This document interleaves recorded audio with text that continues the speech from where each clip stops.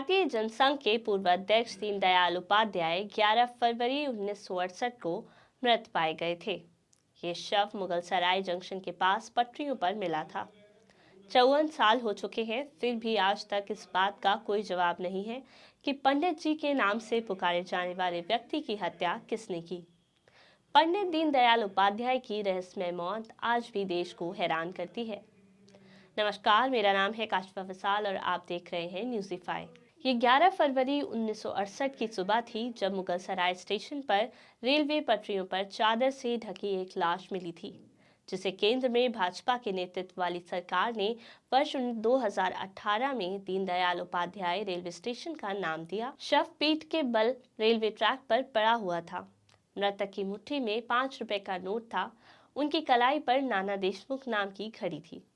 जेब में सिर्फ 26 रुपए थे और उस पर 04348 नंबर वाला प्रथम श्रेणी का टिकट था। शव को बिजली के खंभे के पास स्टेशन पर एक लीवरमैन ईश्वर दयाल ने पाया। दयाल ने सहायक स्टेशन मास्टर को सूचित किया कि स्टेशन से लगभग 150 गज की दूरी पर रेलवे लाइन के दक्षिण की ओर बिजली के पोल संख्या 1276 के पास एक लाश पड़ी है। बाद में इस शव की पहचान भारतीय जनसंघ के अध्यक्ष पंडित दीनदयाल के रूप में हुई, जो लखनऊ से पटना जा रहे थे। ये परेशान करने वाला है कि उन परिस्थितियों के बारे में अभी भी कोई ठोस सबूत नहीं है। रिपोर्टों के अनुसार सीबीआई ने तब निष्कर्ष निकाला है कि हत्या एक सामान्य अपराध था। सीबीआई की रिपोर्ट के मुताबिक पंडित दीनदयाल उपाध्याय की हत्या 2 छोटे चोरों ने की थी और उनका मकसद सिर्फ चोरी था। सीबीआई की इस रिपोर्ट के आधार पर 9 जून 1969 को एक विशेष सत्र अदालत ने अपना फैसला सुनाया। ये कहने के बाद हलचल मच गई कि असली सच्चाई अभी भी खोजी जानी चाहिए। जज के बयान से भड़के हंगामे ने इंदिरा गांधी सरकार को एक जांच आयोग गठित करने के लिए मजबूर किया। 23 अक्टूबर 1969 को नियुक्त आयोग ने निष्कर्ष निकाला कि उपाध्याय की रहस्यमय परिस्थितियों में हत्या कर दी गई थी। तब से कई लोगों ने महसूस किया कि पंडित जी की मृत्यु एक राजनीति से प्रेरित हत्या थी और मामले को फिर से खोलने की इच्छा बार बार सामने आई। सार्वजनिक हत्या पर उपलब्ध कम जानकारी के अनुसार पंडित उपाध्याय की हत्या से एक दिन पहले वे उनकी बहन लता के घर लखनऊ में थे। उस दिन पंडित जी को लखनऊ सियालदेह एक्सप्रेस में जल्दी से चढ़ना पड़ा, क्योंकि उन्हें पटना जाना था, जहां बजट सत्र के मद्देनजर जनसंघ की बैठक होने वाली थी। जिस बोगी में वे यात्रा कर रहे थे उसका आधा हिस्सा तीसरी श्रेणी का था और दूसरा आधा प्रथम श्रेणी का था। रेलवे की भाषा में ये एक FCT बोगी थी। पंडित जी प्रथम श्रेणी का टिकट प्राप्त करने में सफल रहे। राज्य के उप मुख्यमंत्री राम प्रकाश गुप्ता खुद उन्हें स्टेशन छोड़ने गए थे। पठानकोट सियालदेह एक्सप्रेस शाम करीब 7 बजे लखनऊ पहुंची। उपाध्याय की बर्थ कूप ए में थी, लेकिन उन्होंने विधान परिषद के सदस्य गौरी शंकर राय के साथ अपने जन को आदान प्रदान किया। MP सिंह एक सरकारी अधिकारी कूप ए में अन्य यात्री थे। उन दिनों पठानकोट सियालदेह एक्सप्रेस पटना से होकर नहीं जाती थी। मुगलसराय में ट्रेन के कुछ बोगियों को अलग कर दिल्ली हावड़ा एक्सप्रेस से जोड़ा गया। रात के करीब 12 बजे उपाध्याय की मुलाकात जौनपुर के तत्कालीन राजा द्वारा भेजे गए दूत कन्हैया से हुई।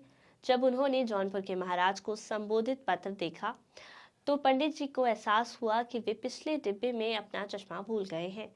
वे कूप ए से अपना चश्मा लाए, पत्र पढ़ा और कन्हैया से कहा कि बाद में वे इसका जवाब देंगे। ये घटना दीनदयाल उपाध्याय के मुगलसराय रेलवे स्टेशन पर करीब 2:15 बजे उपस्थिति दर्ज करती है। 2:50 पर दिल्ली हावड़ा एक्सप्रेस मुगलसराय से रवाना हुई और अगली सुबह पटना पहुंची। इधर पटना में पंडित जी के स्वागत की तैयारियां हो रही थी। दीनदयाल उपाध्याय हालांकि अगली सुबह पटना नहीं पहुंचे। जनसंघ पार्टी के सदस्यों ने पंडित दीनदयाल उपाध्याय की पूरी ट्रेन में तलाश की तो पता चला कि मुगलसराय रेलवे स्टेशन पर एक लाश मिली है। वापस मुगलसराय में डॉक्टरों ने उस समय तक उन्हें मृत घोषित कर दिया था। तब तक स्टेशन पर किसी को भी नहीं पता था कि शव जनसंघ के संस्थापक दीनदयाल उपाध्याय क्या है। हालांकि स्टेशन पर बनमाली भट्टाचार्य नाम का एक व्यक्ति कार्यरत था, जिसने पंडित जी को पहचान लिया और बाद में जनसंघ के कार्यकर्ताओं को इसकी सूचना दी।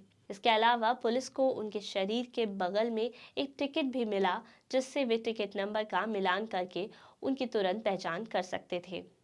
इसके अतिरिक्त जब पंडित जी पटना से यात्रा कर रहे थे और सुबह लगभग 9:30 बजे मोकामा स्टेशन पहुंचे तो एक यात्री को एक लावारिस सूटकेस मिला। यात्री ने इसे रेलवे कर्मचारियों को सौंप दिया। छानबीन करने पर पता चला कि सूटकेस पंडित जी का है। कूप ए में एक अन्य यात्री एमपी सिंह ने अधिकारियों को पंडित जी की ट्रेन में उपस्थिति की पुष्टि की। सिंह ने पुलिस को बताया कि मुगल सराय में जब वे शौचालय की ओर जा रहे थे तो उन्होंने देखा कि एक व्यक्ति ट्रेन से पंडित जी का बिस्तर नीचे खींच रहा है।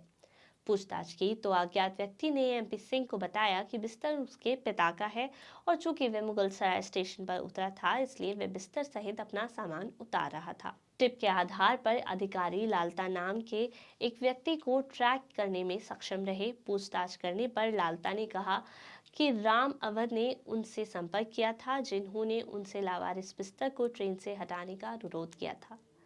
आगे की पूछताछ पर पुलिस ने एक सफाई कर्मी के पास से पंडित जी की जैकेट और कुर्ता भी बरामद किया। कई बार जांच की गई लेकिन कोई नया सुराग नहीं मिला। इसके बाद जांच सीबीआई को सौंप दी गई। जब जांच की जा रही थी तो पता चला कि ट्रेन जब पटना स्टेशन पहुंची तो किसी अज्ञात व्यक्ति ने, जो खुद ट्रेन में नहीं चढ़ा था, कूप की सफाई के लिए एक सफाई कर्मी को 400 रुपए दिए थे। सीबीआई ने राम अवध और एक भरतलाल को भी आरोपी के रूप में पहचाना था, लेकिन चूंकि दोनों के खिलाफ ज्यादा सबूत नहीं थे इसलिए अदालत ने उन्हें आरोपों से मुक्त कर दिया। अदालत ने निष्कर्ष निकाला कि पंडित दीनदयाल उपाध्याय की हत्या 2 छोटे चोरों ने की थी। कोर्ट ने भरतलाल नाम के युवक को चोरी के आरोप में 4 साल कैद की सजा सुनाई। जैसा कि उल्लेख किया गया है, मामला कांग्रेस सरकार द्वारा गठित एक समिति को सौंप दिया गया था, लेकिन फिर से कुछ भी निर्णायक नहीं था। कुछ ने जनसंघ के अगले अध्यक्ष अटल बिहारी वाजपेयी को भी दोषी ठहराया, लेकिन हर सिद्धांत विफल रहा और पंडित जी की मृत्यु एक रहस्य बनी रही। तो कैसा लगा आपको हमारा आज का सियासी वृतांत? कमेंट बॉक्स में जाकर जरूर बताएं। और भी नई सियासी कहानियों को जानने के लिए हमारे चैनल को जरूर सब्सक्राइब करें। और अगर आप ये वृतांत हमारे फेसबुक पेज पर देख रहे हैं तो इसको लाइक और शेयर करते चलें। आज के लिए इतना ही। कल फिर मिलते हैं किसी और नई वीडियो के साथ। तब तक के लिए नमस्कार।